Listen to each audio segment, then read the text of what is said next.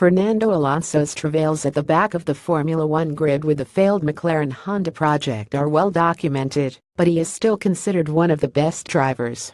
Since winning his 2 world titles in 2005 and 06, he has suffered a barren run of 11 seasons, and thanks to subpar machinery he hasn't even won a race since 2013. Autosport's Nigel Roebuck told Motorsport.tv's weekly program The Flying Lap that Alonso is the best driver of the 21st century, and that a surprise answer from Felipe Massa solidified his opinion.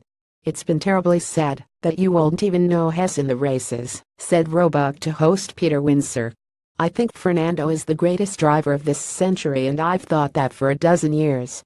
It registered with me when I asked Massa Michael Schumacher or Fernando was better, and he said Fernando."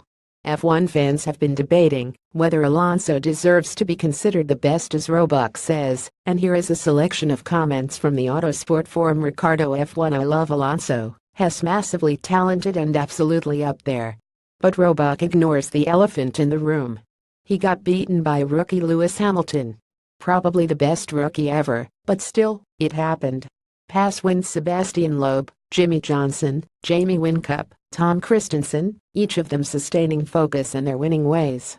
Schumacher, Alonso, Hamilton, and Vettel are the best of the century so far in F1. Of those, flip your fan coin and choose. Each of them are worthy as focused and above-average winners.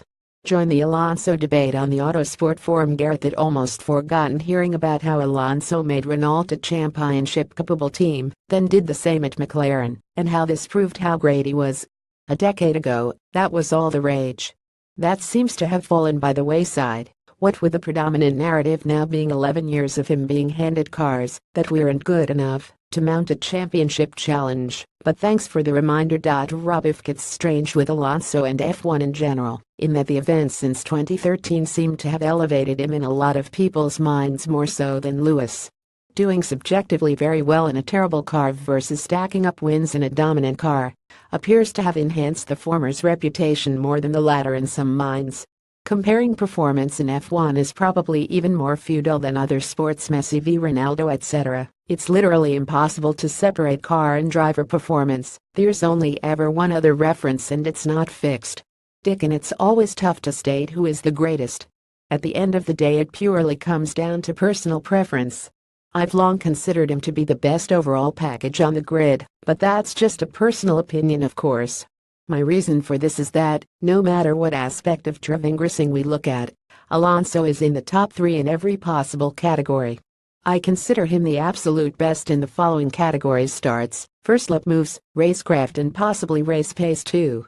His overtaking and defensive skills are second to none too. So I agree, Alonso is the best. When judging his lack of results, in my opinion, it has to be considered how long periods dominated by one team has become the norm instead of the exception. I think McLaren-Honda 198,891 was the first streak of 4 consecutive World Driver Championships for one team. It took 9 years until Ferrari's period of domination started. But since 2010 there was 4 consecutive titles for Red Bull, then it was 3 for Mercedes, with basically no other team standing a chance. So the argument about Alonso's lack of results basically boils down to he didn't get the Mercedes seat instead of Hamilton. Share this article on Facebook, Twitter, LinkedIn, Google, email.